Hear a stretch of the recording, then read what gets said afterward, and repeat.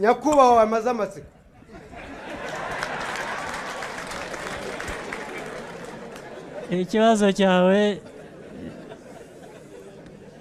ikibazo cyawe ni icya rusange Rwose gifite inzira kinyuramo, ubwo ibisubizo bizaboneka muri iyo nzira.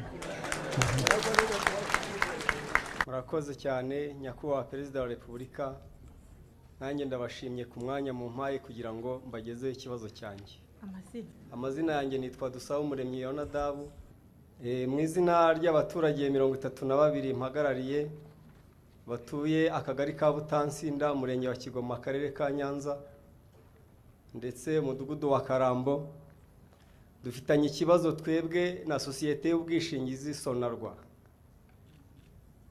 Iyo sosiyete ikibazo dufitanye giteye gitya: mu mwaka wa 2006 kampani